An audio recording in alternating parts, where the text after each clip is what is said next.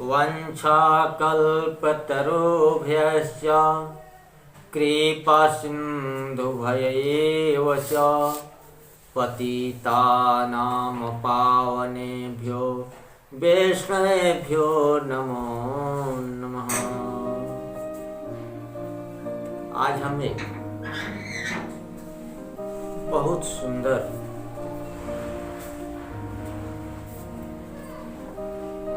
कथा लेकर आप सबों को बीच आए हैं। कथा कहिए या सीख कहिए, मोक्ष प्राप्ति के मार्ग। मोक्ष सबों को चाहिए, मोक्ष कैसे मिलेगा। वैशाली नगर में एक बहुत बड़े राजा हुए। उस राजा का नाम था हर्षवर्धन। राजा की ईश्वर पर बड़ी आस्था थी, बहुत विश्वास था, प्रेम था ईश्वर से। राजा के पूर्वजों से यह बात चली आ रही थी कि उनके सभी पूर्वजों ने भक्ति का मार्ग अपनाकर और मोक्ष की प्राप्ति की है। मात्र एक ईश्वर भक्ति जैसा पुण्य कर्म करके मोक्ष को प्राप्त किया जा सकता है। किंतु राजा ने अपने जीवन काल में ऐसे कई दृश्य देखे थे जिस वजह से राजा के लिए इन तर्क सहित बातों पर विश्वास कर पाना बहुत मुश्किल था कि मातृ भक्ति से मोक्ष प्राप्ति हो सकती है।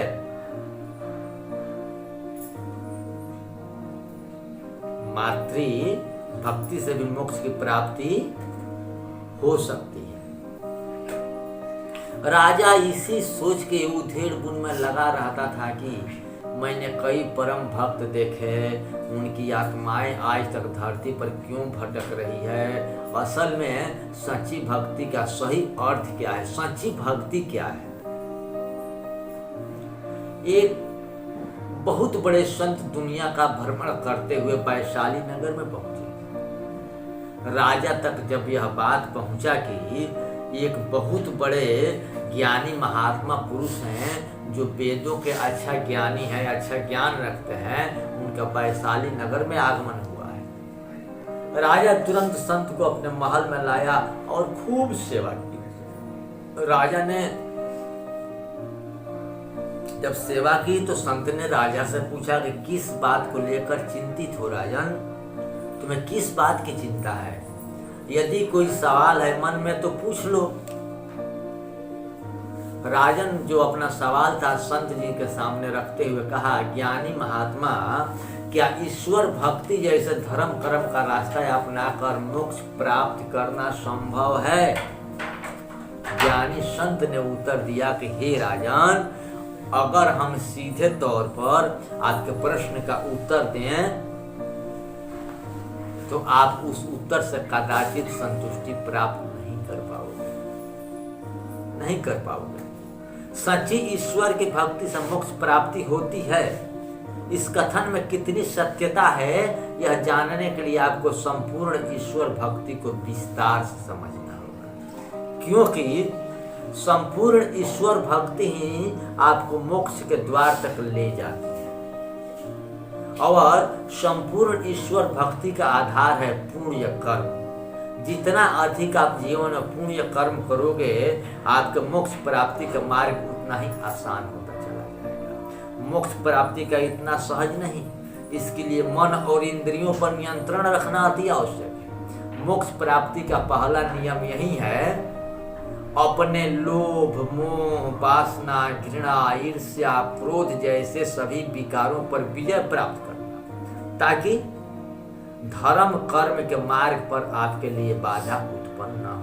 हे राजा, धर्म कर्म हो सकता है किंतु कर्म धर्म नहीं हो सकता। पुण्य कर्म करते समय तुम्हें धर्म कर्म दोनों को साथ लेकर चलना होगा। तुम्हारे द्वारा किए जाने वाली किसी भी प्रकार की क्रियाओं से किसी भी मनुष्य एवं जीव जंतुओं को हानि ना पहुंचे। राजन ने सवाल किया कि पुण्य कर्म क्या होता है महात्मा। संत जी ने उत्तर दिया, जब इंसान अपने किसी भी स्वार्थ की वजह से किसी की मदद करता है तो वह एक साधारण कर्म है जिसमें उसका स्वार्थ छिपा होता जब मनुष्य निस्वार्थ भाव से अपने या अपनों के लिए, जैसे कोई भी जान पहचान वाले के लिए सेवा मदद करता है तो वह कर्म एक सत्कर्म कहलाता है। जब भी मनुष्य जीवन में अपने को साथ साथ उन सभी मनुष्य एवं जीवों के लिए निस्वार्थ भाव से बिना किसी भावना के सेवा मदद करता है तो पुण्य कर्म कहलाता है। जैसे किसी ऐसे इंसान की मदद कर देना या करते रहना जिससे उसका इंसानियत के सिवा और कोई रिश्ता ही ना हो, जिससे उसका कोई निजी स्वार्थ न जुड़ा हो।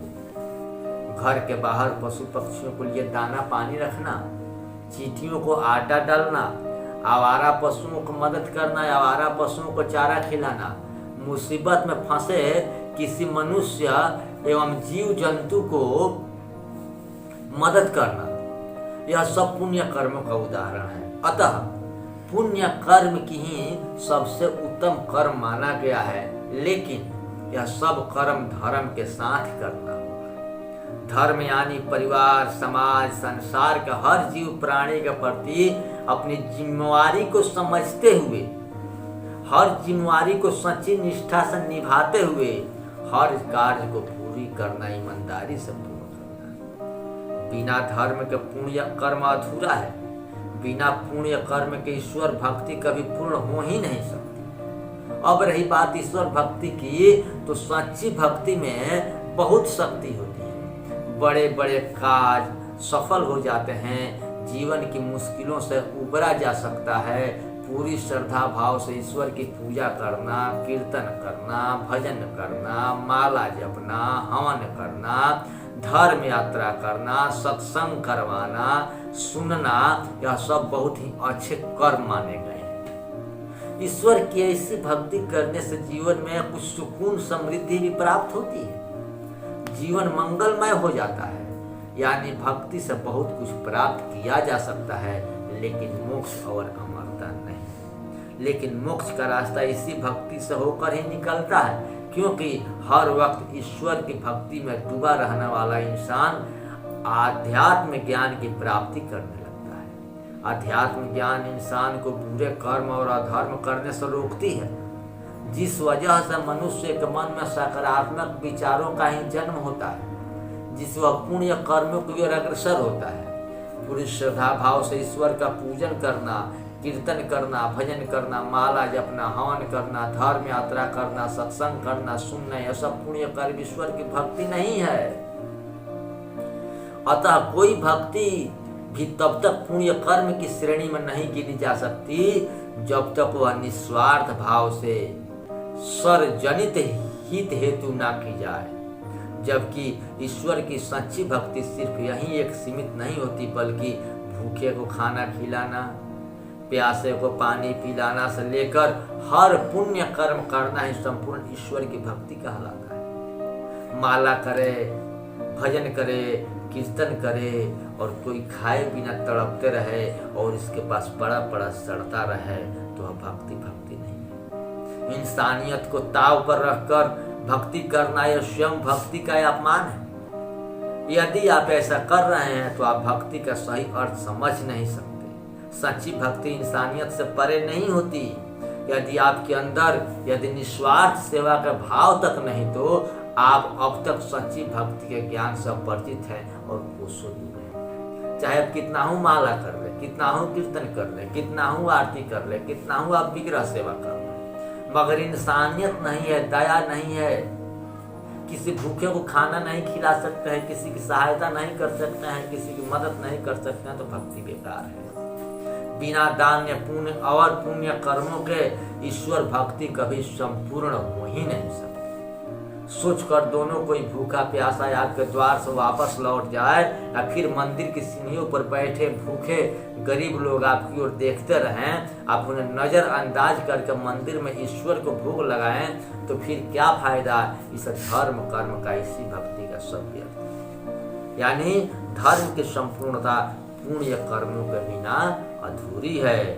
जीवन दो कर्म से मिलकर बनती है, संपूर्णता सद्कर्म और पुण्य कर्म। जब तक आप जीवन में कोई भी अच्छा कर्म स्वयं के लिए कर रहे हैं अपने सगे संबंधियों के लिए कर रहे हैं, जैसे पारिवारिक जिम्मेदारियों को ईमानदारी से निभाना, तो यह सद्कर्म है, ईश्वर की भक्ति करना इत्यादि। वहीं अगर आप समाज के प्रति जिम्मेवारियों को ईमानदारी से निभा रहे हैं, निस्वार्थ भाव से किसी भी की मदद कर रहे हैं, पशु पक्षियों की सेवा या दया भाव से प्रेम करते हो, दान या पुण्य करते हो, तो यह पुण्य कर्मों की श्रेणी में गिने जाते हैं। सच कहें तो यह सब भी ईश्वर की भक्ति करने के ही समान है। राजा को संत की सारी बात अब समझ में आ चुकी थी। उसी दिन से राजा पुण्य कर्म कमाने के लिए धर्म कर्म में जुट गया, यानी संपूर्ण ईश्वर भक्ति करने लगा।